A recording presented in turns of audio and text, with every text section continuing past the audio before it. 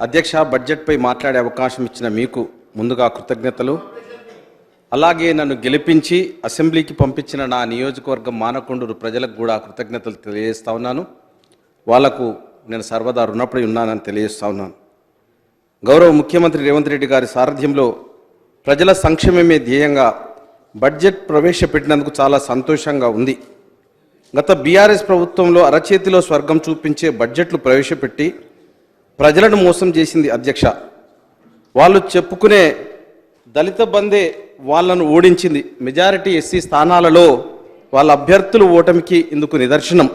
గౌరవనీయులు సీనియర్ నాయకులు కడియం శ్రీహరి గారు మాట్లాడుతూ నిన్నటి రోజు ఒక మాట అన్నారు, నిన్ననే వచ్చినావు మొన్ననే వచ్చినావు అని. చాలామంది ఎప్పుడు వచ్చామన్నది కాదు, ఒక సేయింగ్ ఉన్నది, a intelligent learns from the history, a fool learns by experience. We are not from that category where we can learn from by our mistakes or by our experience. We know the history, what has happened in the past, definitely we'll do it. మరి ఈరోజు కూడా వాస్తవ budget పెడితే ఇది ఇంతనా అంతనా అన్నారు. మరి మీరు ఒక్కసారి గత ఎన్నికల్లో అధ్యక్ష 2 విషయాల మీద జరిగినాయి. మా ప్రశాంత్ రెడ్డి గారు ఈరోజు చెప్పినారు, మేము అట్లా కాదు ఇట్లా కాదు అని. మీరు అసెంబ్లీలో చేసినటువంటి అరాచకత్వం, నిరంకుశత్వం, వెంకటరెడ్డి గారిని సస్పెండ్ చేయడం, సంపత్ గారిని సస్పెండ్ చేయడం, ఆనాడు తెలుగుదేశం ఎమ్మెల్యేను మూకుమ్మడిగా సస్పెండ్ చేయడం, ఇది నిరంకుశత్వానికి నిదర్శనమని తెలియజేస్తా ఉన్నాను. ప్రజాస్వామ్యం ఈరోజు బ్రతికింది, నిరంకుశత్వం ఓడిపోయింది. నిరంకుశత్వానికి ప్రజాస్వామ్యానికి పోరాటంలో ప్రజలు మీ అహంకారానికి, మీ యొక్క అవినీతి పాలనకు, అణచివేతకు, అరాచక పాలనకు, నియంతృత్వానికి చరమగీతం పాడినారు. చరమగీతం పాడింది సార్, వినండి సార్. అరే మంచిగా చేస్తామనే కదా మాకు ఇచ్చింది ప్రజలు, మీరు మంచిగా చేయలేదని అక్కడ పెట్టారు కదా. తప్పకుండా we will do it sir, 100% we will do it, we will show it. మీకు ఆత్రత ఉన్నది. మీ హరీష్ రావు గారు నిన్ను ఏమన్నారు, మాకు ఇవ్వండి. ఏంటిది ఇచ్చేది? ప్రజలు మీరు చేసిన పరిపాలన మీద మీకు తీర్పిచ్చినారు, అక్కడ కూర్చోబెట్టినారు, మిమ్మల్ని ప్రజలు తిరస్కరించినారు. మీ నిరంకుశత్వ పాలనను అంతమొందించినారు. మీ నిరంకుశత్వానికి వ్యతిరేకంగానే ప్రజలు ప్రజాస్వామ్యానికి ఓటేసినారని మీకు తెలియజేస్తా ఉన్నాను. మీరు అనుకుంటా ఉన్నారు మేము చాలా బడ్జెట్లో పెట్టినామని.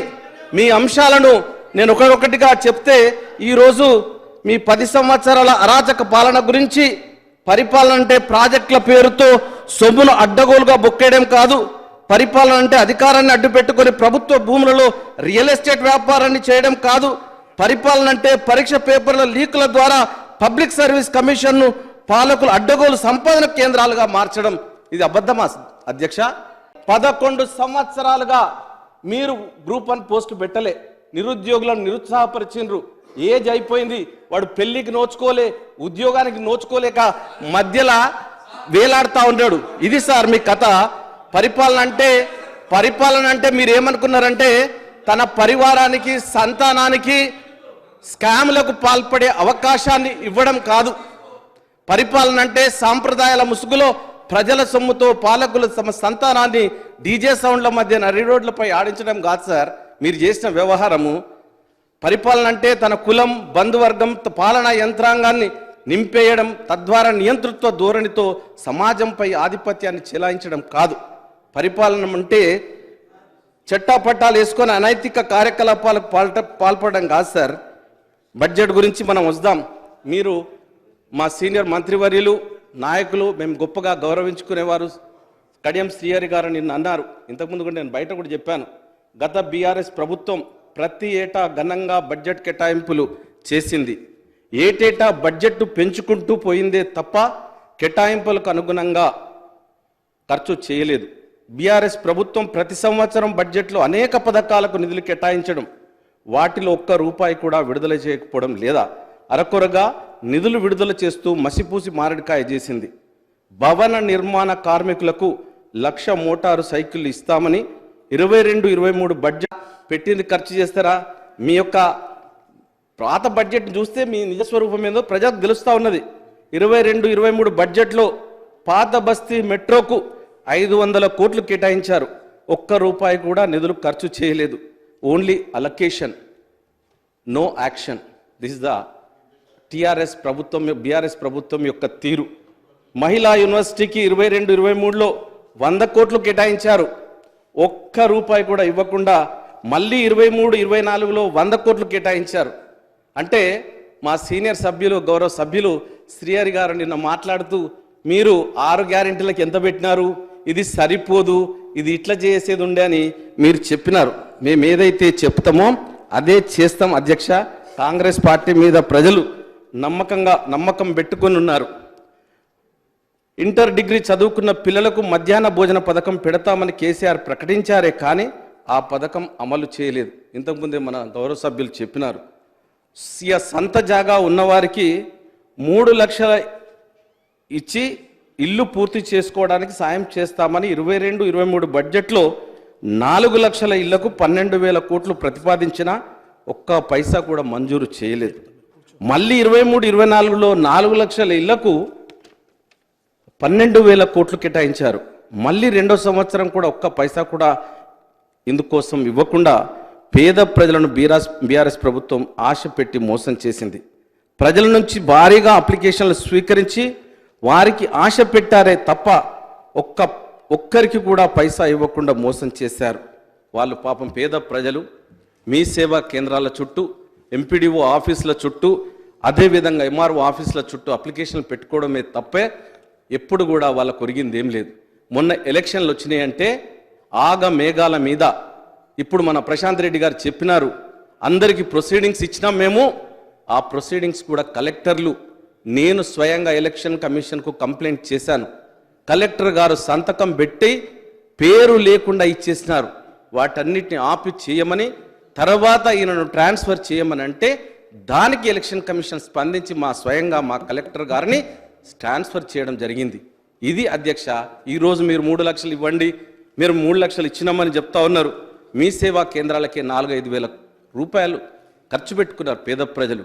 మరి మేము ఆనాడు ఈరోజు ప్రజాపాలన పేరిట వాళ్ళ స్వగ్రామంలో డప్పు చాటింపు వేసి 100 అప్లికేషన్లను ప్రతి ఒక్కరి దగ్గర నుండి ప్రతి దానికి ఒకటే అప్లికేషన్ ఇచ్చి మేము చేయడం జరిగింది.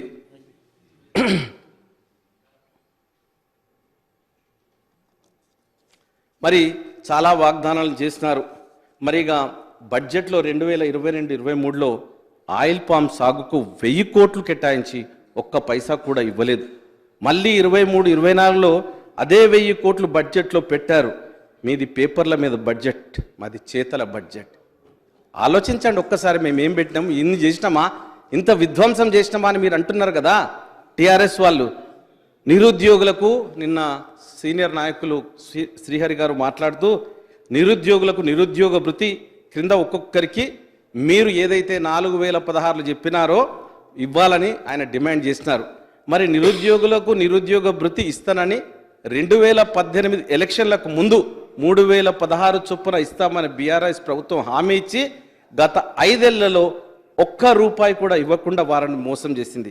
అందుగురించే విద్యార్థులు, నిరుద్యోగులు ఆగ్రహంలో బీఆర్ఎస్ ప్రభుత్వం కొట్టుకుపోయింది.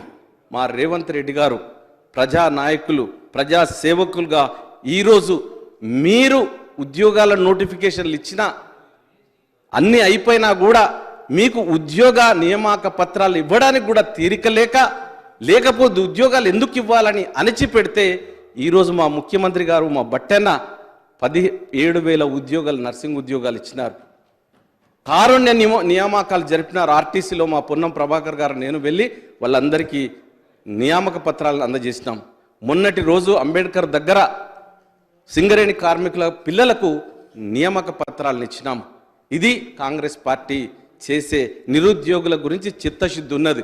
మీరు ఎన్నో సంవత్సరాలు టీఎస్పీఎస్సీ ద్వారా ఎగ్జామ్ పెట్టి గురుకుల పాఠశాల ప్రిన్సిపాల్ల ఉద్యోగాలను 3 సంవత్సరాలు కోర్టుల ద్వారా అదేవిధంగా ఎగ్జామ్ పెట్టి రిజల్ట్స్ ఇవ్వకుండా ఆపినారు. అది మీ చరిత్ర. ఇక ఈరోజు నిరుద్యోగుల గురించి ముసలి కన్నీరు గారుస్తూ ఉన్నారు. అధ్యక్ష, చరిత్ర ఎప్పుడు మిమ్మల్ని క్షమించదు. మీరు ఇంత అంత విధ్వంసం కాదు, నియంతృత్వం కాదు. మీరు ఎవరిని కూడా ఈరోజు మా వాళ్ళు ఫ్రీగా ఇచ్చి మీరు మాట్లాడమని అంటున్నారు. ఆ రోజు మైక్ ఇస్తే కట్ చేసినారు.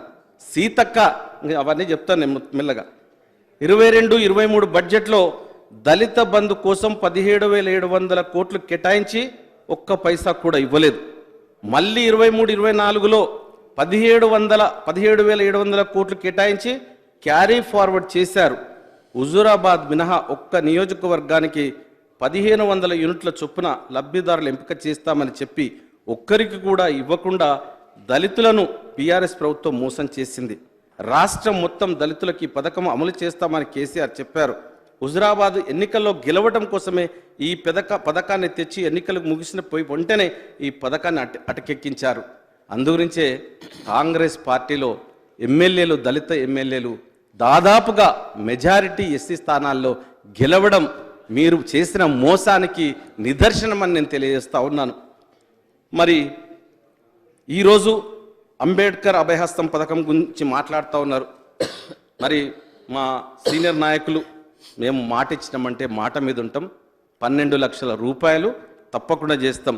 మరి ఆనాడు 2014లో చట్టబద్ధత కల్పించి ఎస్సీ సబ్ ప్లాన్ నిధులు ఎస్సీలకే కేటాయించాలని 20,000 కోట్లు కేటాయిస్తే ఆనాడు ఏ రోజు కూడా ఆ ముఖ్యమంత్రి దగ్గర మాట్లాడిన పాపాన పోలేదు. ఈరోజు దళితుల మీద ప్రేమ వచ్చింది, నిరుపేదల మీద ప్రేమ వచ్చింది. 3 లక్షల రూపాయలు ఇల్లు ఇచ్చినామని వాళ్ళ మీద ఒక కపట ప్రేమను నటిస్తూ ఉన్నారు. 23-24 బడ్జెట్లో రైతు రుణమాఫీకి రూపాయలు 20 కోట్లు అవసరం కాగా కేవలం 12,131 కోట్లు మాత్రమే మీరు విడుదల చేసినారని తెలియజేస్తా ఉన్నాను. మీరు రైతుల గురించి కన్నీరు గారుస్తూ ఉన్నారు. రైతులను మిర్చి రైతులకు బేడీలు వేసి జైలుకు తీసుకెళ్ళినారు. కేసీఆర్ కారణ జన్ముడు అన్నాడు, రైతులకు ఉచితంగా యూరియా ఇస్తానని ప్రగల్భాలు పలికాడు. ఇది నిజం కాదా? రైతులను మోసం చేసినట్టు కాదా? రైతుల గురించి మీరు చెప్పేదాండి? ఐకేపీ సెంటర్లు తెరవడంలో ఆలస్యం, బార్దాన్ సప్లై చేయడంలో ఆలస్యం, అదేవిధంగా కొనుగోలులో 10 కిలోల వరకు తరుగుదీస్తున్నారు అధ్యక్ష.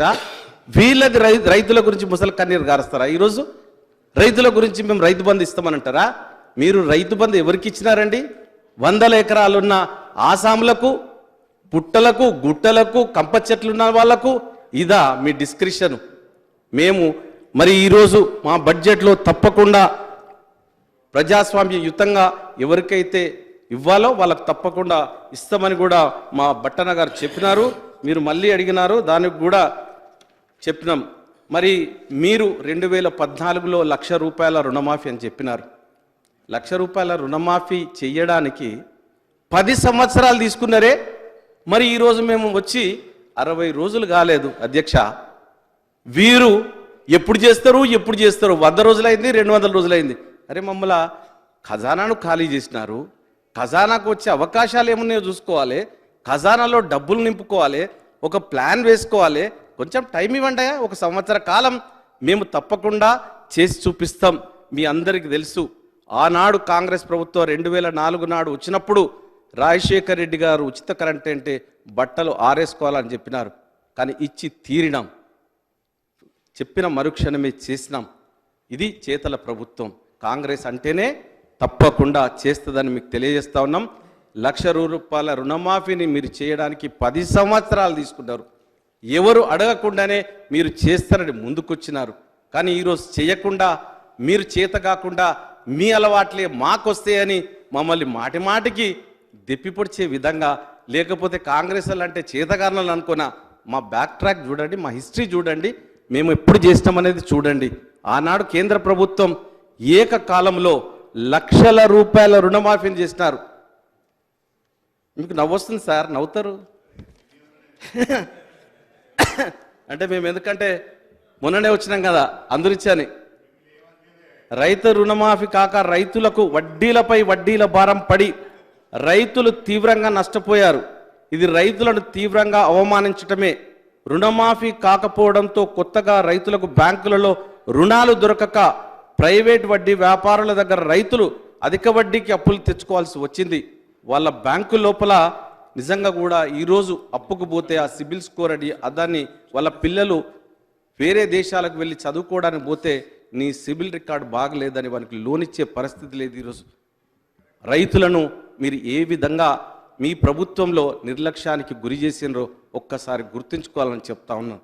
ఎందుకనంటే 10 కిలోల ప్రకారంగా తరుగు తీసినారు. వాళ్ళు కష్టపడి 6 గాలం పండిస్తే 10 కిలోల ప్రకారంగా ఒక 30 క్వింటాలు పండిస్తే ఎన్ని క్వింటాలు నష్టపోయినారో, క్వింటాలకు మీరు ఎంత ఇచ్చినారో మీరు తెలుసుకోవాల్సిన విషయం. మరిగా నీటిపారుదల రంగానికి మేము నిన్న వెళ్తే ముఖ్యమంత్రి గారు అవమానకరమైన రీతిలో, నేను ఉచ్చరించలేని రీతిలో మేటిగడ్డ గురించి పోయినాం. పోతే తప్పేం లేదు కదా అధ్యక్ష. ఎమ్మెల్యేలు వాళ్ళందరికీ ఒక అవగాహన రావాలి, ప్రజలకు తెలియాలి, తీసుకువెళ్ళాలని ఒక సదుద్దేశంతో మా ముఖ్యమంత్రి గారు రేవంత్ రెడ్డి గారు తీసుకెళ్ళినారు. తీసుకెళ్తే ఆయన అన్న మాట ఏంటి అధ్యక్ష? పీకనీకా. ఇదేం భాష అధ్యక్ష? మీరు మమ్మల్ని అంటున్నారు కానీ మీరు నేర్పిన భాష అది, మీకు వచ్చే భాష అది. మరి ఈరోజు వాళ్ళ ఎవరు లేరు, ఇదంతా కూడా గమనించాలని కోరుతున్నా. 2022-23లో నీటిపారుదల రంగానికి ఇంకోటి మేటిగడ్డ బ్యారేజ్ ఎప్పుడు పగుళ్ళు పడ్డది, అది 2010వ నెలలో పడ్డది. 10 నెలల మీరే ఉన్నారు, మరి మీరు ఏం చర్యలు చేపట్టిన దాని గురించి అది మీరే చెప్పాలి ప్రజలకు.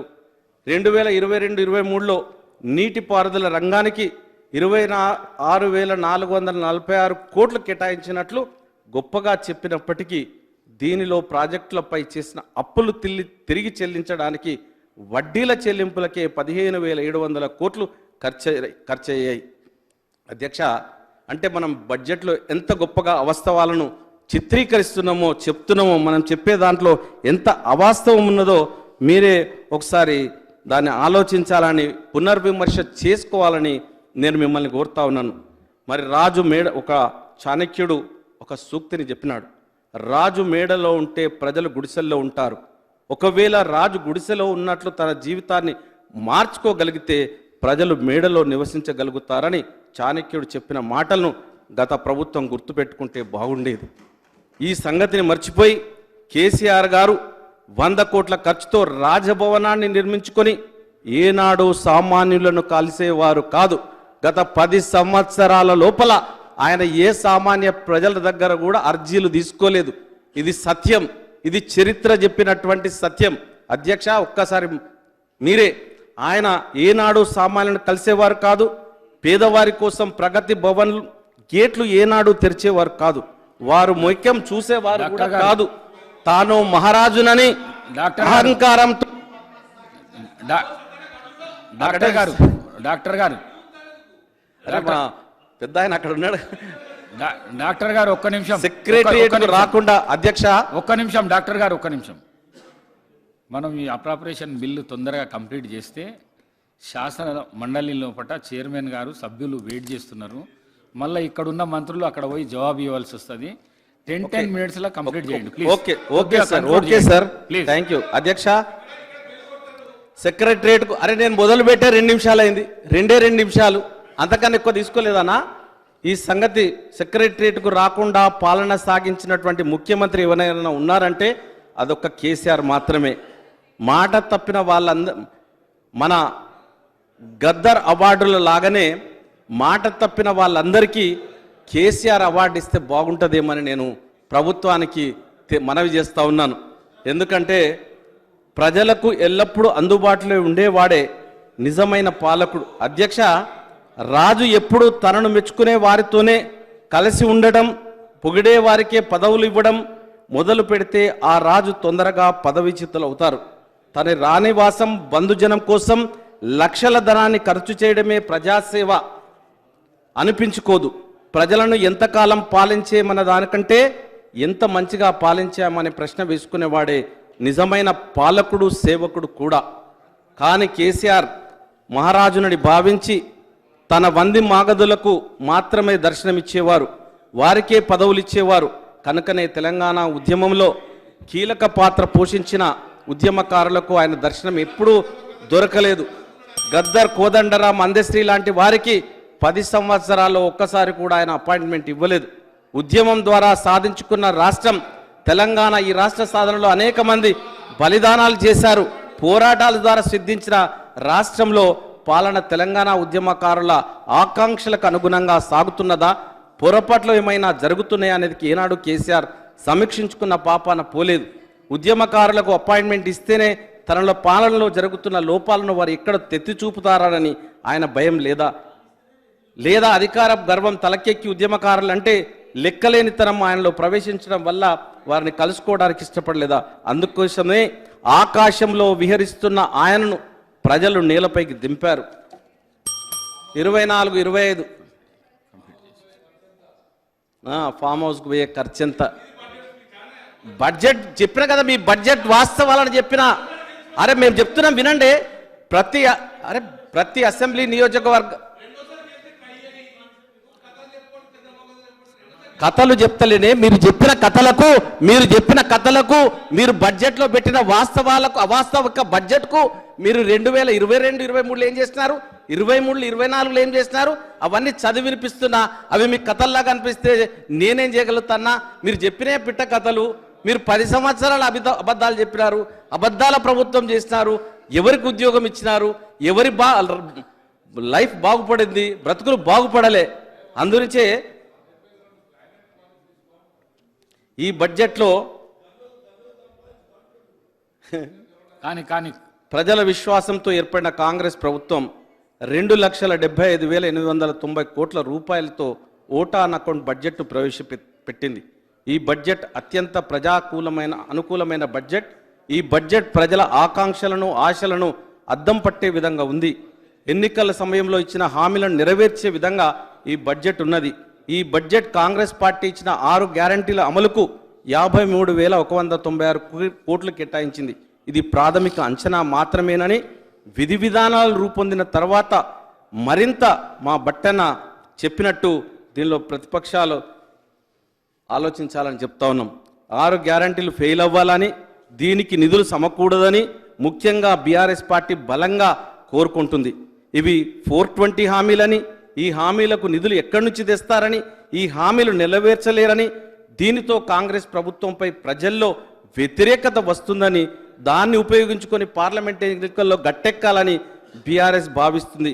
కానీ వారి అంచనాలను తలకిందులు చేస్తూ ప్రభుత్వం 6 గ్యారెంటీలకు సరిపడా నిధులు కేటాయించడంతో బీఆర్ఎస్ దింపుడు కళ్ళెం ఆశలకు గండిబడింది. గృహజ్యోతి పథకంలో 200 యూనిట్ల ఉచిత విద్యుత్కు 34.59 లక్షల మందికి ఉచిత విద్యుత్ అమలు చేయడానికి 2,418 కోట్లు కేటాయించింది. ప్రతి అసెంబ్లీ నియోజకవర్గంలో 3,500 ఇందిరమ్మ ఇళ్ల నిర్మాణాని కోసం ఒక్కో ఇంటికి 5 లక్షల చొప్పున 119 నియోజకవర్గాల్లో 4,16,500 ఇళ్ల నిర్మాణానికి 7,740 కోట్లు కేటాయించింది. మీరు 3 లక్షల ఇల్లు కట్టుకోవడానికి 3 లక్షలు ఇస్తే మరి అది ఒక్క పైసా కూడా విదల్చలే. సొంత ఇంటి కోసం సంవత్సరాల తరబడి ఎదురుచూస్తున్న పేదల సొంత ఇంటి కల నెరవేర్చే విధంగా ప్రభుత్వం నిర్ణయం తీసుకున్నది. మహాలక్ష్మి పథకంలో భాగంగా ఆర్టీసీ బస్సుల్లో మహిళల ఉచిత ప్రయాణానికి 300 కోట్లు కేటాయించింది. రాజీవ్ ఆరోగ్యశ్రీ కింద వైద్యం పొందుతున్న వారికి ఇప్పటి వరకు 5 లక్షల వరకు ఇస్తున్న సహాయాన్ని 10 లక్షలకు పెంచారు. అధ్యక్ష, ఇది ఆనాడు ముఖ్యమంత్రి ఎప్పుడైతే కార్పొరేట్ వైద్యం పేద ప్రజలకు అందుతలేదు, పేద ప్రజలు రోగం వస్తే గుండెపోటు వస్తే చచ్చిపోతూ ఉన్నారన్న గొప్ప ఆలోచనతోని ఆనాడున్నటువంటి ముఖ్యమంత్రి ఈ యొక్క ఆరోగ్యశ్రీని తీసుకొచ్చినారు. ఆ ఆరోగ్యశ్రీకి డబ్బులు ఇవ్వక దాన్ని కూడా నిర్వీర్యం చేసినటువంటి ప్రభుత్వం ఆనాటి ప్రభుత్వం అనేదని నేను తెలియజేస్తా ఉన్నాను.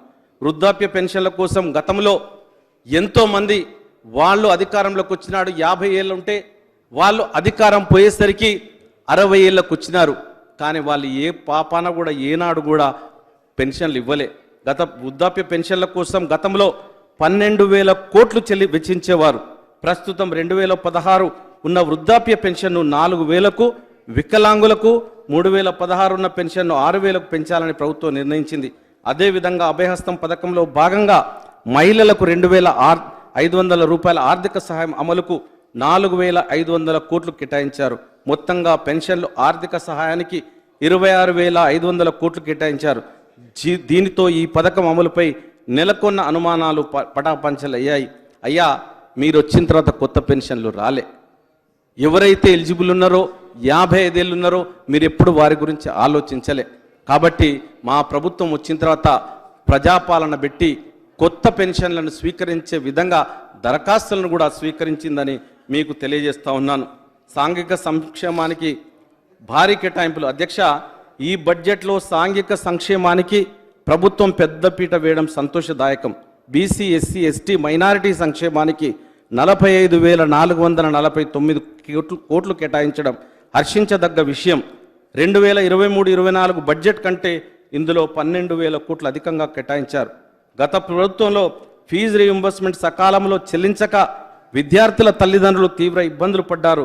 దీనిని గమనించి కాంగ్రెస్ ప్రభుత్వం ఫీజు బకాయిలకు 2,600 కోట్లు ఇవ్వటాన్ని విద్యార్థులు అందరూ స్వాగతిస్తూ ఉన్నారు. మరి ఫీజు రీయింబర్స్మెంట్ మేము ఇంతకాలం వెయిట్ చేసినాము. మొట్టమొదటిసారిగా మీరు నాకు అవకాశం ఇచ్చారు.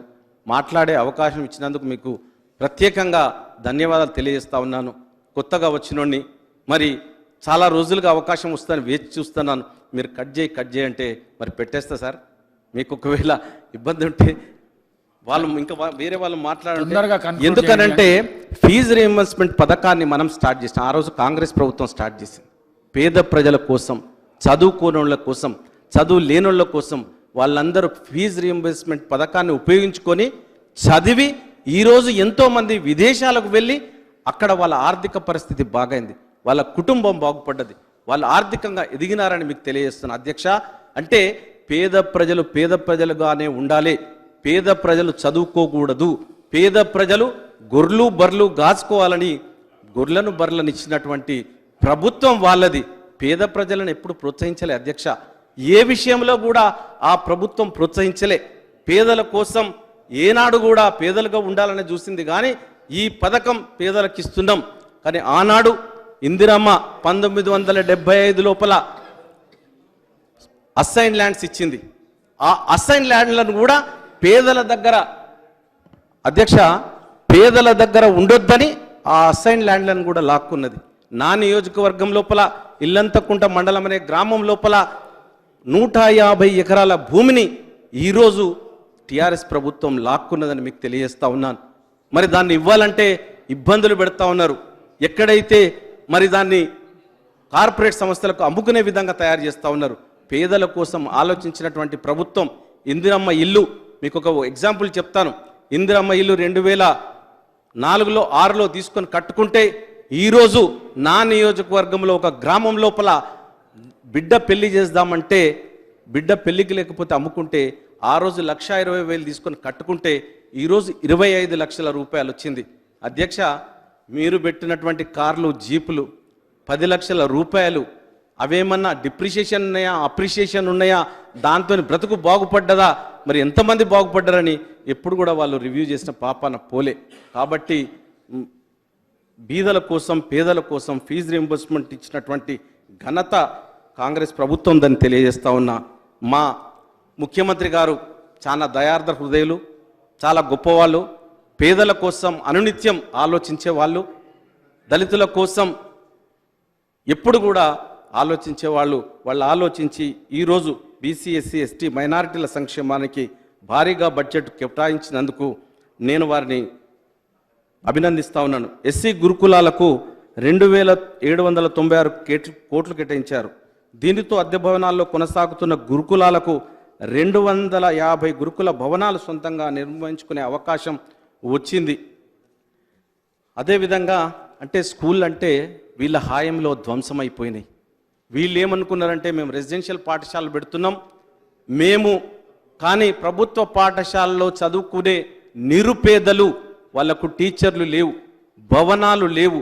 చాలా గ్రామాల లోపల టీచర్లు, ఒక స్కూల్ టీచర్ ఉంటే అన్ని చెప్పాల్సి వచ్చింది. కాబట్టి అంటే అది పేద ప్రజలకు ఉపయోగపడే విషయం కాబట్టి పేద ప్రజలు చదువుకూడదని ఆ స్కూళ్ళను కూడా మూసేస్తున్నారు అధ్యక్ష. ఇది వాళ్ళు చేసినటువంటి విధ్వంసం. ఇంత అంత కాదు, ఈ నిరంకుశత్వానికి ప్రజలు దింపినారని తెలియజేస్తా ఉన్నాను. మరి వాళ్ళు ఇచ్చినటువంటి కళ్యాణ లక్ష్మి, షాదీ ముబారక్ పథకాలకు 3,000 కోట్లు బడ్జెట్లో ప్రవేశపెట్టడం, మనము పసుపు కుంకుమ కింద 3,000 కోట్లు బడ్జెట్లో ప్రవేశపెట్టే చాలా సంతోషదాయకం. గతంలో ఆడపిల్లల పెళ్లిలో 5 సంవత్సరాలు గడిచినా ఈ పథకం డబ్బులు వారి చేతికి అందని పరిస్థితి. సాగునీటి ప్రాజెక్టుల పూర్తికి సైతం 28,024 కోట్లు కేటాయించారు. ఇది గత బడ్జెట్ కంటే 1,039 కోట్ల అధికం. కాబట్టి అధ్యక్ష, విద్యాశాఖకు వైద్య శాఖకు వాళ్ళు ఏమాత్రం బడ్జెట్ కేటాయించకుండా ఈసారి మన ప్రభుత్వం చాలా భారీగా కేటాయించింది. మరి మూసీ ప్రాజెక్టు ప్రక్షాళన కోసం 1000 కోట్లు కేటాయించారు. పరిశ్రమల శాఖకు 2,543 కోట్లు కేటాయించారు. మహిళలకు మన ప్రభుత్వం వడ్డీ లేని రుణాలు, పావలా వడ్డీ ఇచ్చినటువంటి ప్రభుత్వం కాంగ్రెస్ ప్రభుత్వం. అవన్నీ గత ప్రభుత్వంలో ఏది రాలేదు. మళ్ళీ మహిళలకు వడ్డీ లేని రుణాలకు 2,500 కోట్లు ఇచ్చారు. ఇది చాలా సంతోషదాయకమని తెలియజేస్తా ఉన్నాను అధ్యక్ష. ఈ బడ్జెట్ పూర్తిగా ప్రజలకు మేలు చేసే విధంగా ఉన్నదని నేను భావిస్తున్నాను. ఆకాశంలో విహరించకుండా వాస్తవిక అంచనాలకు తగినట్లుగా ఈ బడ్జెట్ను ప్రభుత్వం రూపొందించింది. ఈ బడ్జెట్ను రాష్ట్ర ప్రజలందరూ హర్షిస్తూ ఉన్నారు. ఎన్నికల్లో ఇచ్చిన వాగ్దానాలకు అనుగుణంగా ఈ బడ్జెట్ ఉన్నదని ప్రజల్లో చర్చ జరుగుతున్నది. కనుక ప్రజానుకూలమైన ఈ బడ్జెట్ను నేను పూర్తిగా మద్దతు తెలుపుతున్నాను. అవకాశం ఇచ్చిన పెద్దలకు, అధ్యక్షులకు ధన్యవాదాలు తెలియజేస్తూ ముగిస్తా ఉన్నాను.